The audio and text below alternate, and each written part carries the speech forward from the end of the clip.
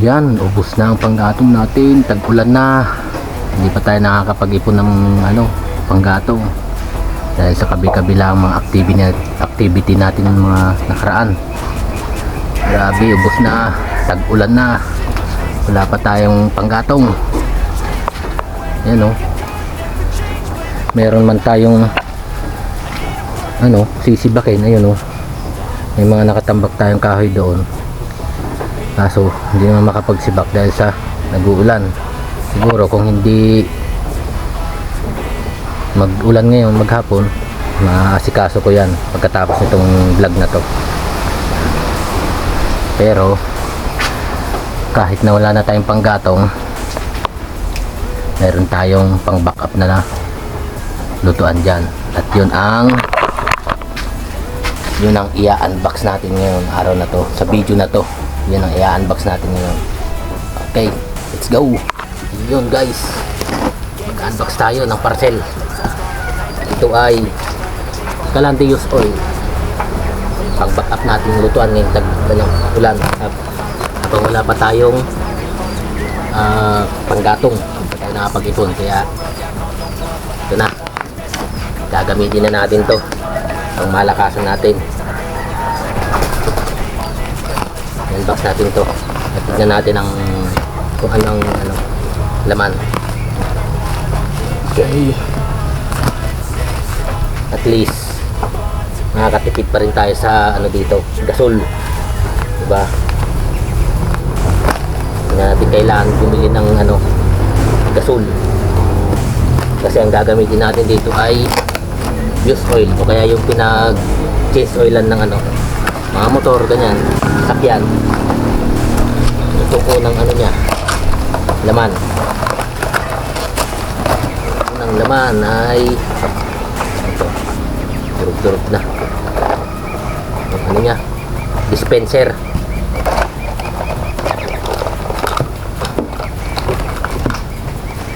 Alright, ito ay dispenser.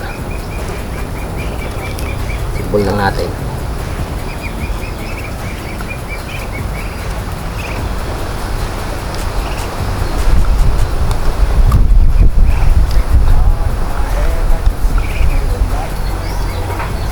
Isang kasamang dispenser. Siguro to.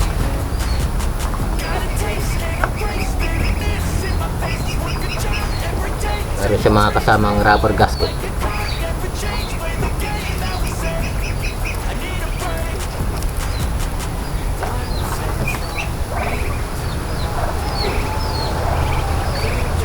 Paano ba to?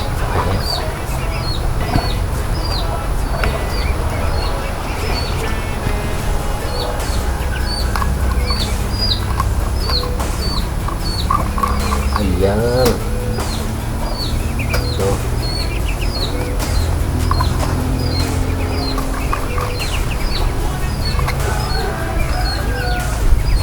may mga free nyo itong mga top 3.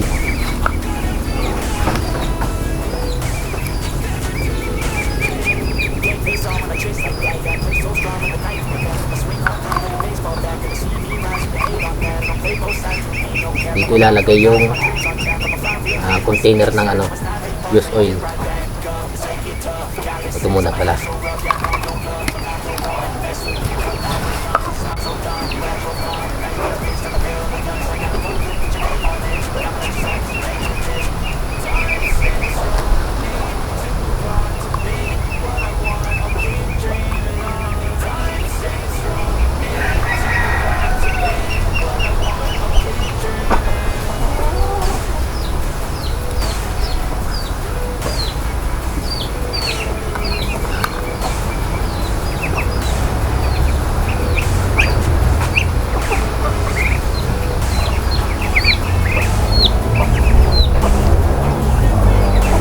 Rubber siya, susot dun sa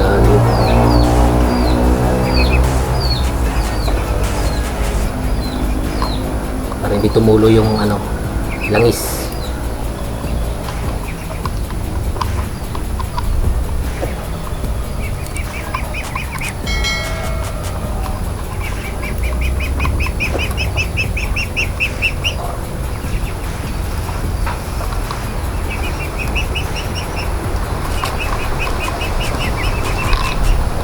suot.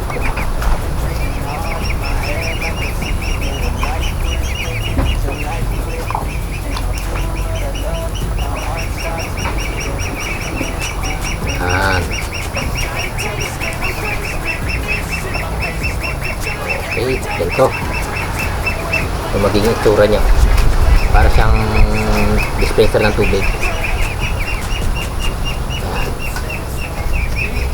Kasi ito, kung malaki yung container nyo ng ano, itong gagamitin. Kasi kung mas maliit naman, dito. Try natin ito.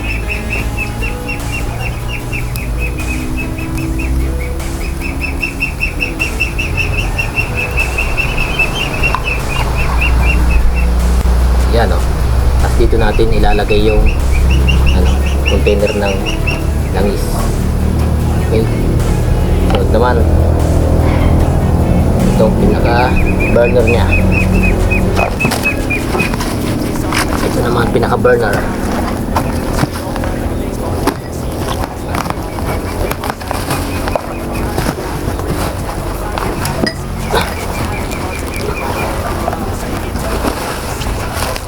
Totoo lang, tagal na namin order to, pero ngayon lang namin bubuksan kasi yung mga nakaraan marami naman tayong stock na panggatong. Ngayon naubusan tayo.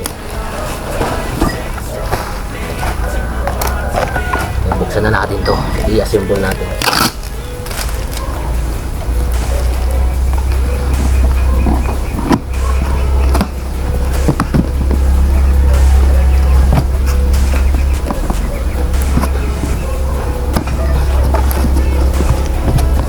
Itong laman niya, meron siyang yung sa blower. Ito yung sa blower, sinasaksak sa kuryente.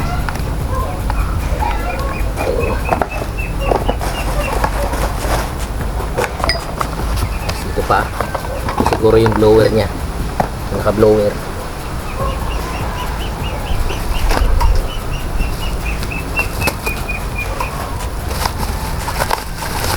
Ito nga, ito yung blower niya guys. Galing, laki.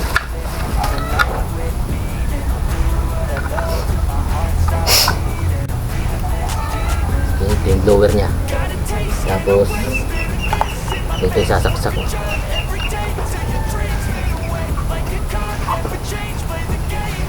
Ayan. Mamaya titesting natin. Assemble lang natin. Sunod, yung ano niya, para saan to? Para sa blower siguro, tsaka para sa langis. At ito na yung pinaka burner niya. Laki, tsaka bigat. Makapal siya guys, makapal ang bakal. Ganda ang pagkabakal. Bigat. Tingnan natin kung paano natin i-assemble. Kasi ito pa yung mga ibang pyesa niya. Tignan natin. Uy, may pre siyang ano. Ito yung sinisindihan dito sa loob. Ito yung pinapaapoy para mag-apoy yung langis. Papakita ko sa inyo mamaya kung paano ginagawa. Ito yung mga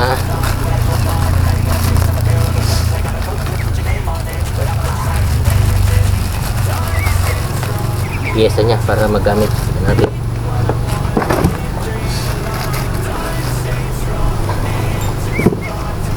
Kain ko muna para may pang ano, pang sapin.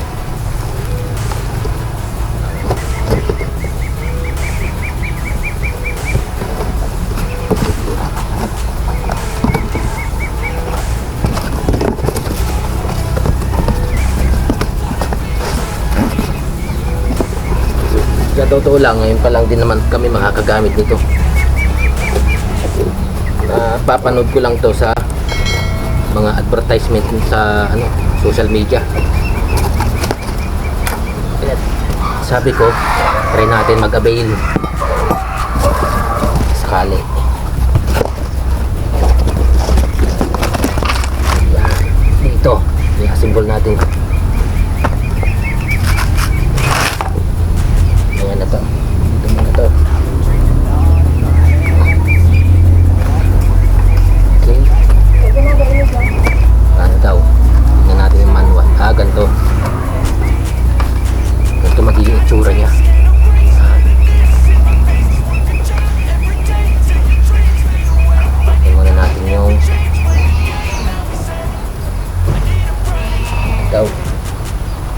pinaka turner niya.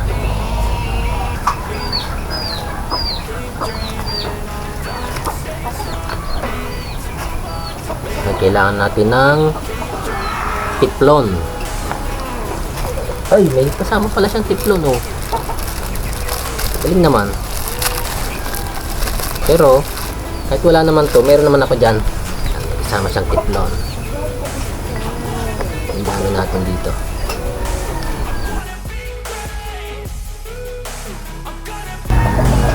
Ito na daw. Ito.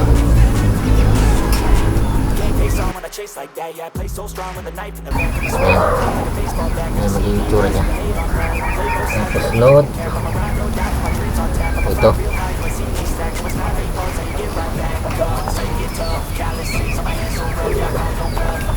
Ulit natin ang tiplon dito.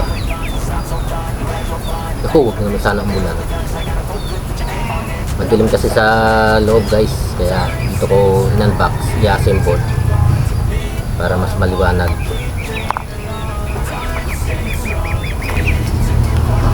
Ito.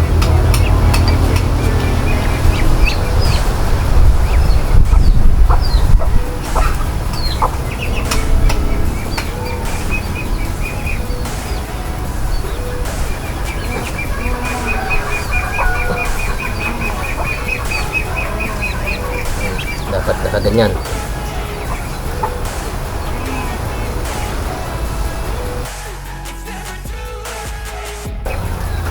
Ito naman para dito sa ilalim.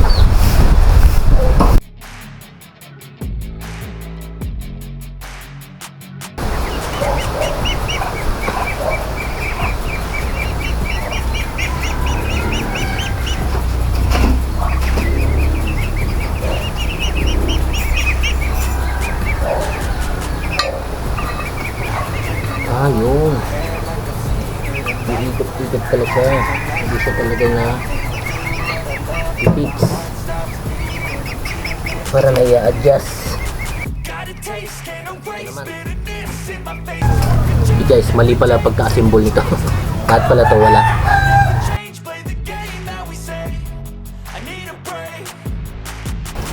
Ito ay para dito. Ito sa butas na yan.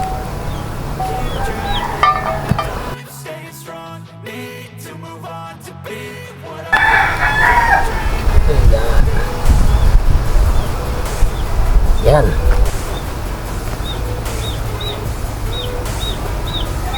Tapos ito guys, ito naman dito.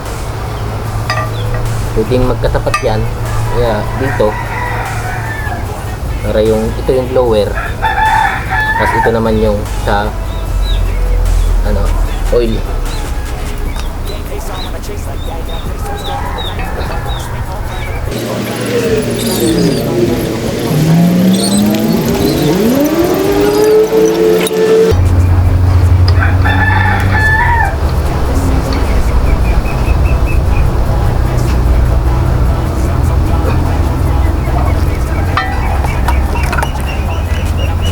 Tapos yung rubber.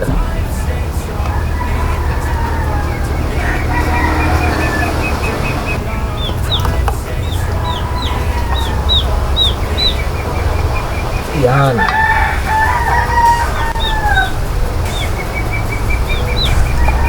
Sunod. Ito.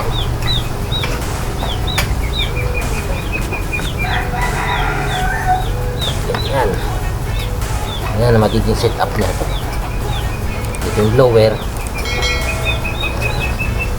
Tapos dito yung langis.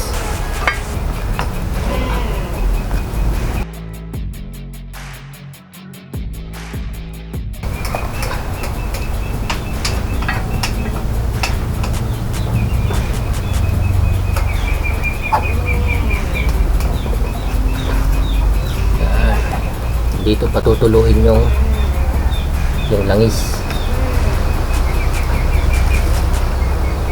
Ito dito naman pinaka nozzle, papatong lang.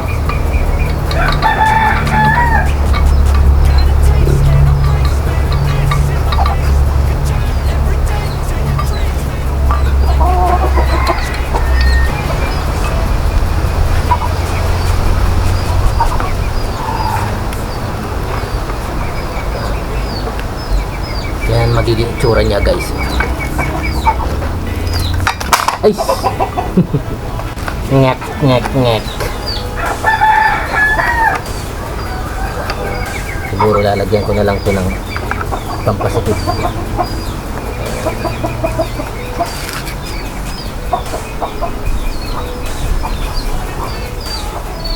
Okay. Ito na. Testing na natin. Doon tayo sa loob at para abot sa extension. Yan guys, testingin na natin. Medyo natagalan ako kasi naghanap pa ako ng dispenser ng Wilkins. Ano talaga ang kasya, yung galon talaga kasi ng Wilkins ang kasya dito sa dispenser niya. Ito yung dispenser niya. Bago natin sindihan, lagyan muna natin ng langis hanggang sa magkaroon dito.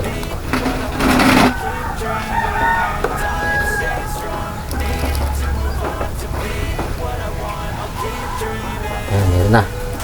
Dapat konti lang yan dyan, hindi siya mapupuno,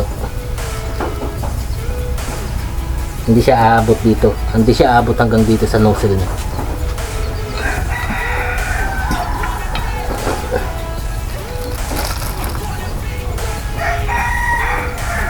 Saka natin sisindan. Ito ang pasindi, may tiri siya pan pero pwede naman daw yung ayon sa mga napanood ko, pwede naman daw yung tissue. Ito maliit lang siguro, pansindi lang.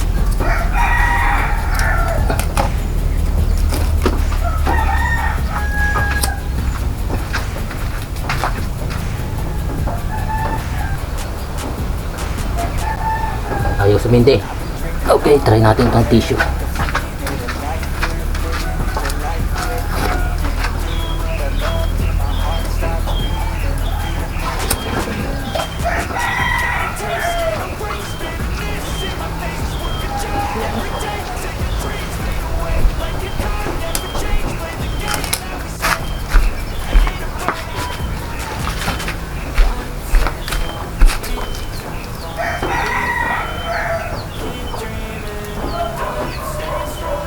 Hanggang masindihan yung langis guys, saka natin bubuksan yung blower.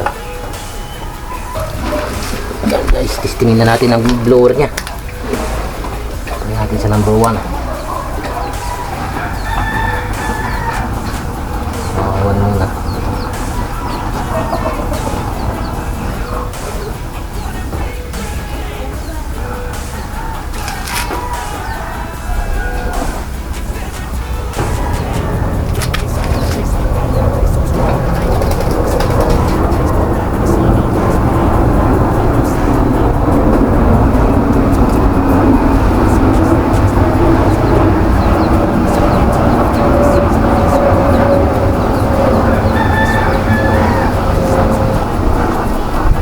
Matagal pala ito paapuyin. Yan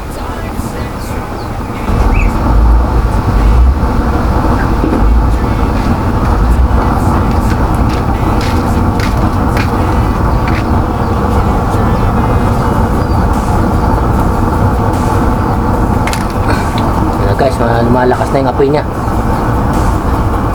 Yan guys, lumalakas na yung apoy nya. Kapag tuloy-tuloy na yung apoy niya dito, na lang, patak-patak na lang yan. Ang patak-patak na lang ang niyan dyan. Isa natin ang apoy. Ito yung number 3.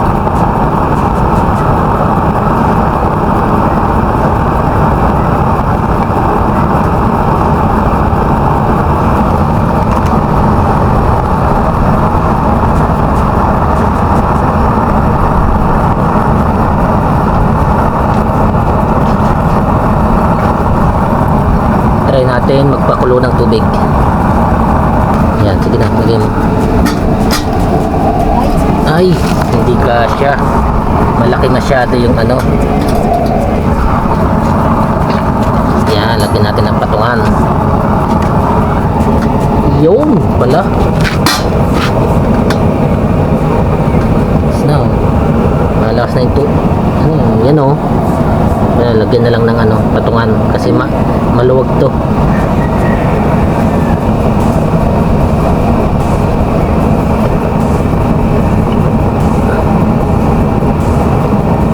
Yan ang blower niya. Punta din ang hangin. Bumubuga to. Yung oil naman dito.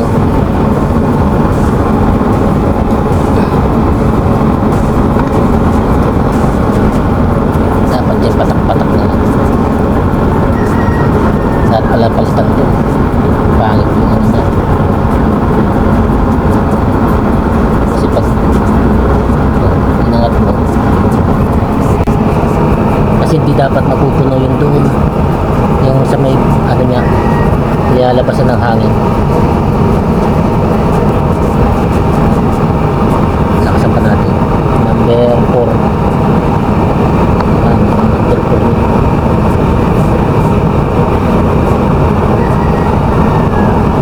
Lakas din. Try natin sa number 5. Ayan, number 5 na. Number 5.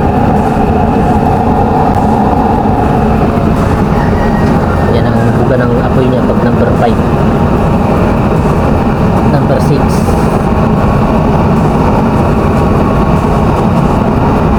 number 6 natin.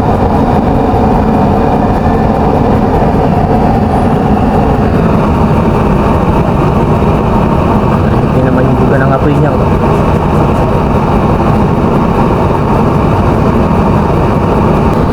Number 6 yan. Alanteus oil. Yan o. Use oil yan. Yung pinag-change oilan ng mga motor. Yan yun. Kagandahan nito, meron siyang adjustan ng hangin. Pwede mong hinaan. Balik sa 1. Ganyan na lang niya. Tapos 2,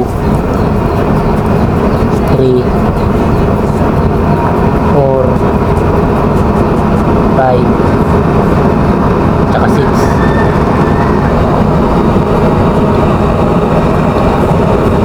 Ayos.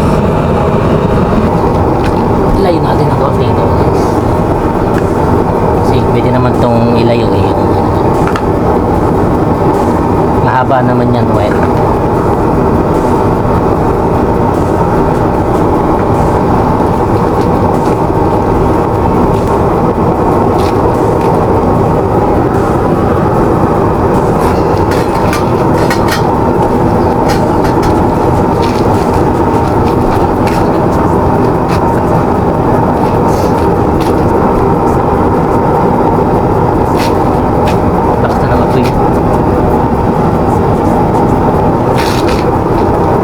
Lakas na ng apoy niya guys.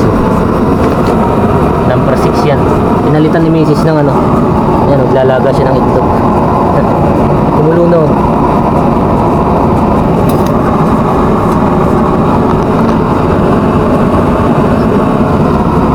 Ayan o. Diba? Kumulo na.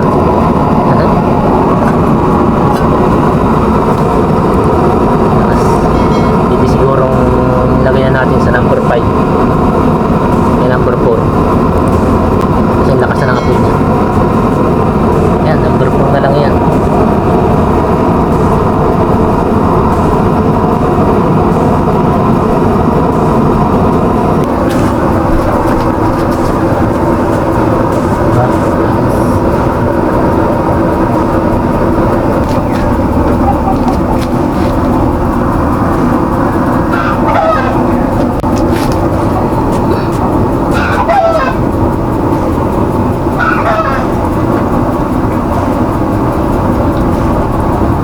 Tubig talaga yung